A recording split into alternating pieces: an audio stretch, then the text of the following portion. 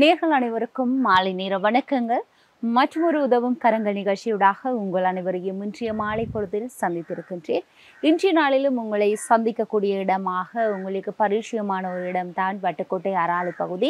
இந்த இடத்துக்கு இன்று நாளில் நாங்கள் கடந்து வந்திருப்பமைக்கான காரணம் என்னென்னு சொல்லி பார்த்தோமாக இருந்தால், கொஞ்ச நாள் அதாவது அண்மையில் நாங்கள் பல காணொளிகளை எடுத்தவர்களுக்கு பல உதவிகள் கிடைக்கப்பட்டிருக்கிறது. அந்த உதவிகள் சரியான முறையில் அவர்களுக்கு கிடைக்கப்பெற்றதா என்பதை நாங்கள் அடையாளப்படுத்துவதற்காகவே இவ்வளவு தூரத்துக்கு கடந்து வந்திருக்கிறோம் என்பதுதான் உண்மையான ஒரு விடயமாக இருக்கிறது. இன்றைய நாளிலும் அவர்களுடைய சூழல் இவ்வாறாக இருக்கிறது. எவ்வளவு நாளைக்கு பிறகு அவர்களுடைய உதவிகள் இவர்களை நாடி சென்றது என்பது தொடர்பாகத்தான் எங்களுடைய இந்த காணொளி கடந்து செல்ல காத்து கொண்டிருக்கிறது. தொடர்ந்து உதவும் கரங்கள் நிகழ்ச்சியோடு இணைந்து கொள்ளுங்கள். உங்களுடைய ஆதரவை இது மட்டுமில்லாமல் இன்னும் பல மடங்கு ஆதரவுகளாக மாற வேண்டும் என்பது தான் எங்களுடைய ஒரு உண்மையான ஒரு வேண்டுகோளாக இருக்கிறது. எவ்வளவு தூரம் நாங்கள் எத்தனை பேரை இந்த இடத்துல எடுத்தாலும் அவர்களுக்கான உதவிகள் இன்று வரைக்கும் கிடைக்கப்பெற்றுக் கொண்டிருப்பது எங்களுக்கு மகிழ்ச்சி தரக்கூடிய ஒரு விடயமாக இருக்கிறது.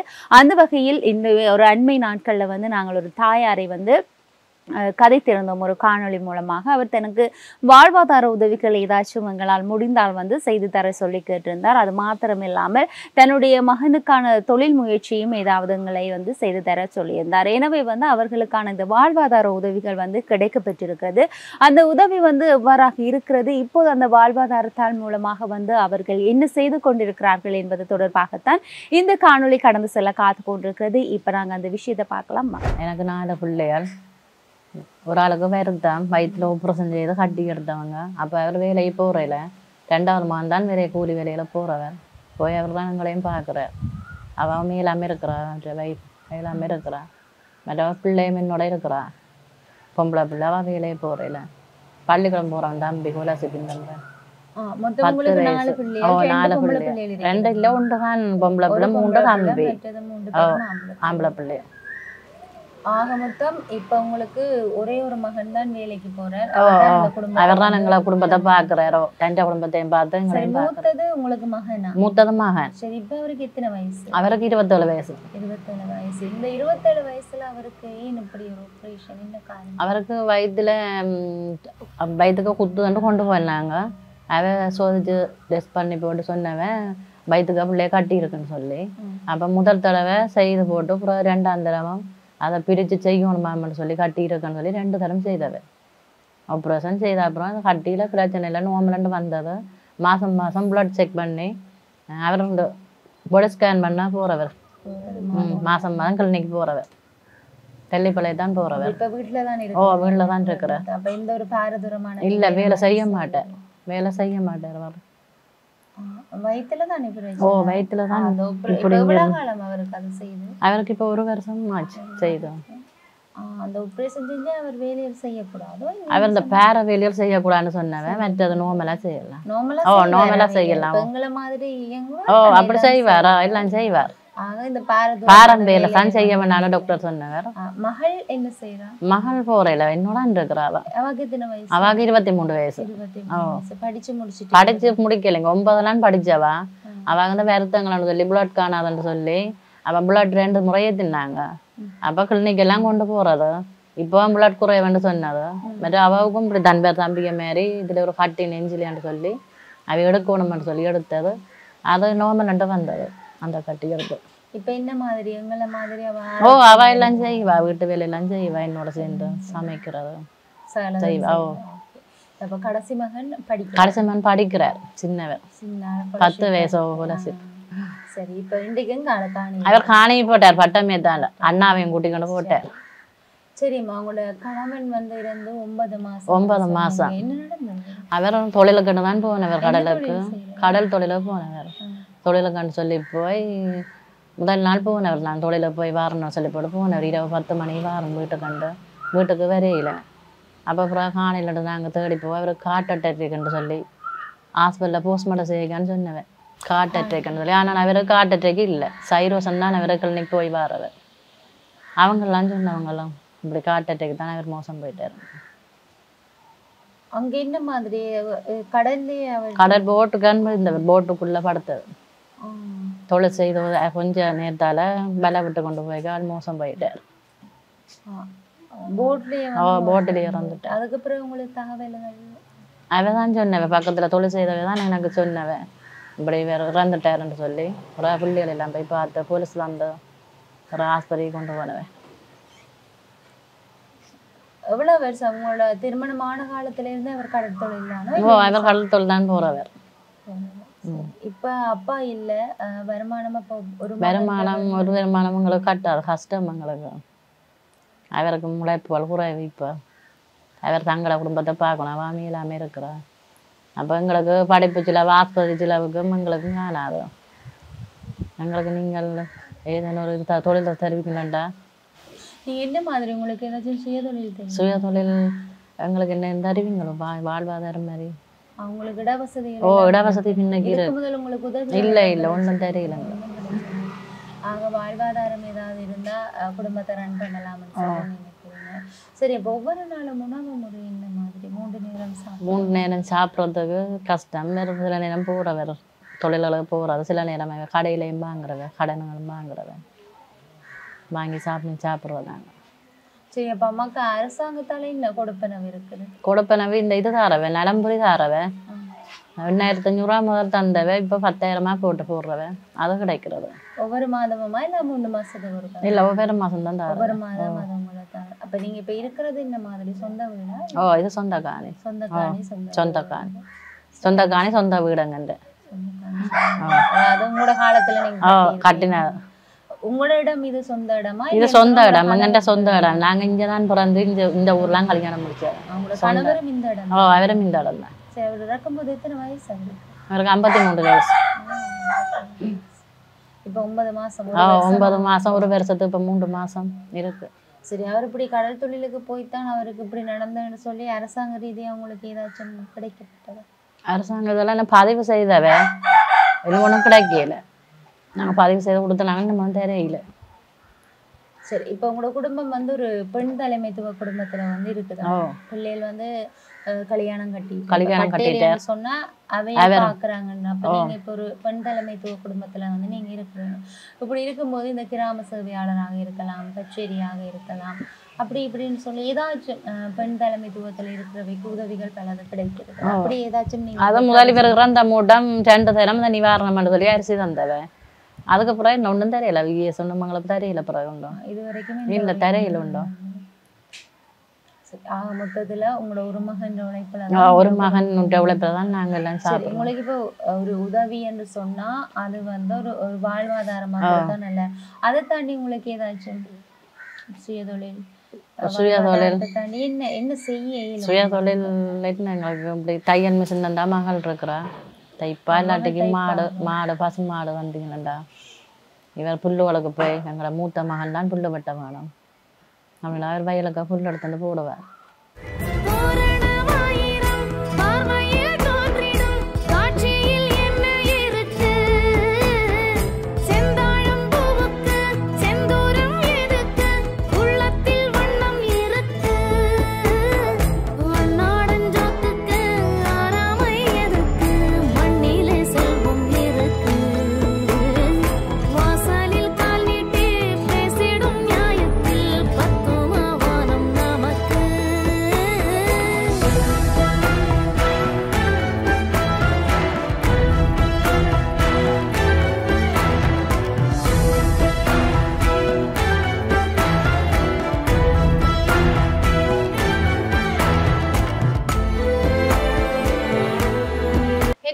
நான் ஆரம்பத்திலே உங்களுக்கு சொல்லியிருந்தேன், அந்த வாழ்வாதார உதவி கிடைக்கப்பெற்ற அந்த குடும்பத்தை தான் நாங்கள் இன்றைய நாளில் சந்திக்க வந்திருக்கிறோம் என்று சொல்லி.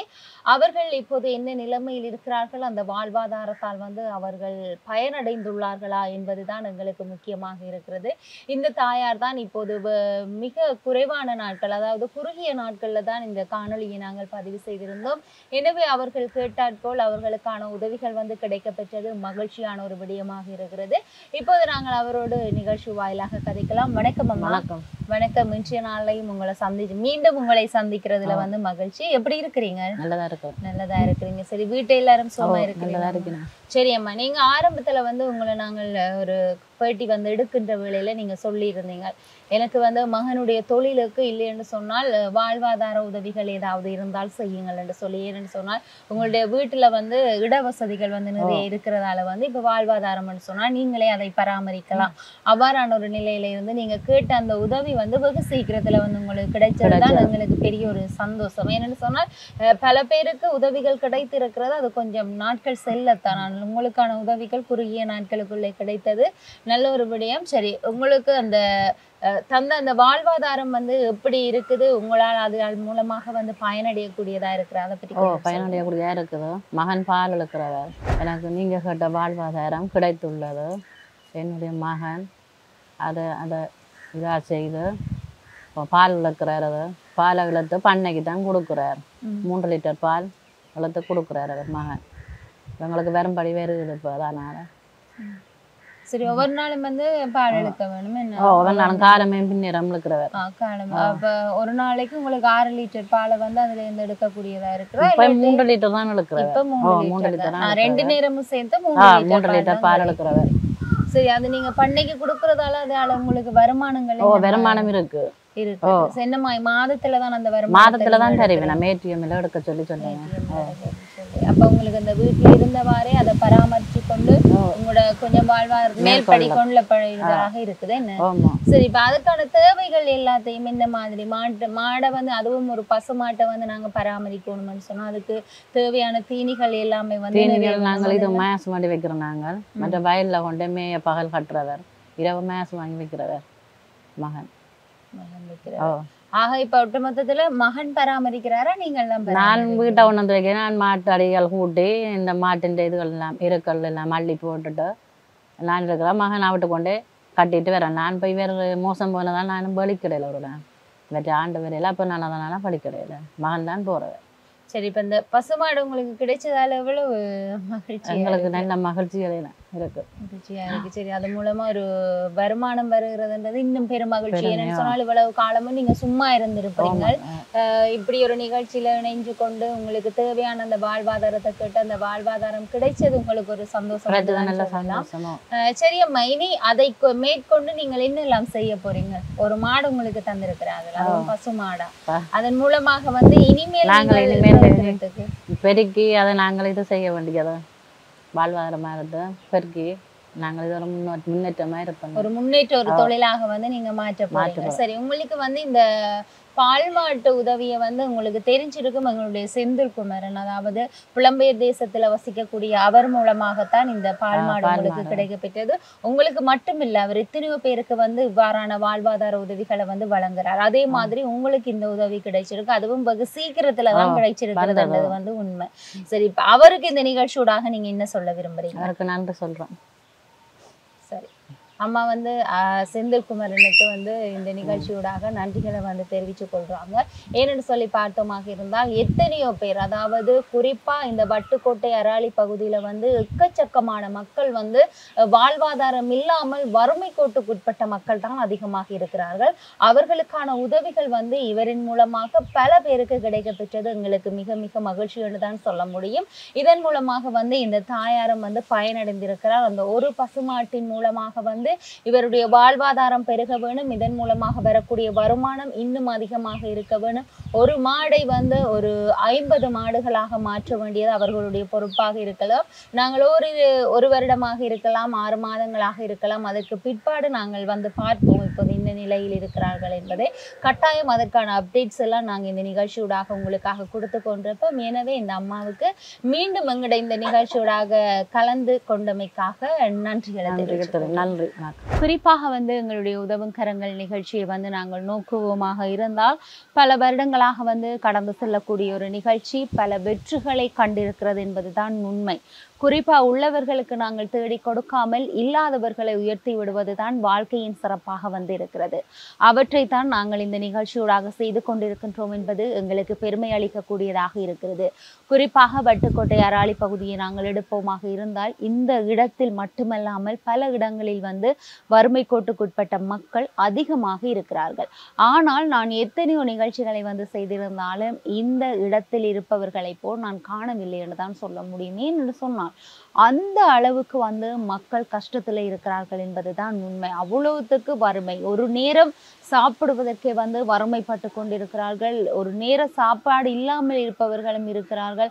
அடுத்த வேளை சாப்பாட்டுக்கு நான் என்ன செய்வேன் என்பது கூட அவர்களுக்கு தெரியாத ஒரு நிலையில் வந்து தள்ளப்பட்டு கொண்டிருக்கக்கூடிய ஒரு மக்களாக இந்த பகுதி மக்கள் இருக்கிறார்கள். எனவே வந்து இது நமக்கு கிடைத்தது பெரிய ஒரு பொக்கிஷமான ஒரு விடயம் என்று சொல்லலாம். ஏனென்று சொன்னால் நாங்கள் இந்த நிகழ்ச்சி மூலமாக இந்த இடத்துக்கு கடந்து வரவில்லை என்று சொன்னால் இவ்வாறான மக்கள் இருப்பதை எங்களால் கண்டு கொண்டிருக்க முடியாது என்பது உண்மை. எனவே வந்து இவ்வளவு மக்கள் எடுக்க வந்து கொண்டிருக்கக்கூடிய இந்த அராலி பகுதி மக்களை வந்து ஒவ்வொரு காணொளிகள் மூலமாக நாங்கள் அறிமுகப்படுத்துவது எங்களுக்கு பெரிய ஒரு பெருமையாக இருக்கிறது. ஏனென்று சொன்னால் அதன் மூலமாக அவர்களுக்கு உதவி கிடைக்கிறது. எப்பவுமே நான் ஒரு விடயத்தை வந்து உங்களுக்கு சொல்வது உண்மை. உதவும் கரங்கள் நிகழ்ச்சி என்று சொன்னால் அது நிகழ்ச்சி அல்ல, அது ஒரு தனிப்பட்ட மனிதனுடைய வாழ்க்கையின் வரலாறு மாதிரி நாங்கள் ஒரு ஸ்டோரியாக வந்து அந்த ஒரு காணொளியை வந்து உங்களுக்கு கொடுக்கிறோம். அதாவது 3 வேளை சாப்பிடுகின்றோம், நல்ல உடை அணிகின்றோம், எல்லாமே எங்களிடத்தில் இருக்கிறது. ஆனால் சொல்லிக் கொள்வதற்கு சொத்து பத்து இல்லை என்று சொன்னாலும் யாருமே வந்து முன்வர மாட்டார்கள். தங்களை வந்து அடையாளப்படுத்த வேணும், இவ்வாறான உதவிகள் கிடைக்க வேணும் என்று சொல்லி. ஆனால் இங்கு வந்து ஒரு மாற்றம் அடைகிறது. அந்த மாற்றம் என்னென்று சொல்லி நாங்கள் பார்க்கின்ற வேளையில் இவர்கள் வந்து ஒரு மக்கள் எல்லாருமே வந்து பார்க்கக்கூடிய மாதிரியான ஒரு நிகழ்ச்சியில் வந்து கலந்து கொண்டு தங்களுடைய கஷ்டம், தங்களுடைய வறுமைகளை வந்து அவர்கள் வெளிப்படுத்துகிறார்கள் என்று சொன்னால் அது எவ்வளவுத்துக்கு ஒரு கவலை கொடுக்கக்கூடிய ஒரு விடயமாக இருக்கும் என்பது உங்களுக்கு அறிந்திருக்கக்கூடியது. ஏனென்று சொன்னால் கூடுதலா பெரியவர்கள் சொல்லுவார்கள், இன்று மதியம் எங்களுக்கு உணவில்லை, நாங்கள் இன்று பான் தான் சாப்பிடுகின்றோம் என்று சொன்னால் நான் பான் சாப்பிடுகின்றேன் என்று சொல்லி அடுத்த வீட்டுக்கு தெரியக்கூடாது என்று சொல்லுவார்கள். ஏனென்று சொன்னால் அது எங்களுடைய ஒரு சுய கௌரவம் அப்படின்னு சொல்ல. ஆனால் இவர்கள் எல்லாவற்றையும் விட்டுட்டு யாரோ ஒருவர், எங்கும் இல்லாதவர், முன்பின் அறியாத ஒரு நபர் மூலம் எங்களுக்கு உதவி கிடைக்க போகுது என்பதற்காக வந்து ஒரு நிகழ்ச்சியில் கலந்து கொள்கின்றார்கள் என்று சொன்னாலே அதுதான் பெரிய ஒரு விடயம் என்று தான் சொல்லலாம். ஏனென்று சொன்னால் அந்த அளவுக்கு அவர்கள் வறுமைக்குட்பட்டவர்களாக வந்து இருக்கிறார்கள். ஆனால் அவர்களை அடையாளப்படுத்துகின்ற வேளையில் அவர்களுடைய வலி வேதனைகள் எல்லாத்தையுமே வந்து ஒரு நிகழ்ச்சி மூலமாக கொடுத்து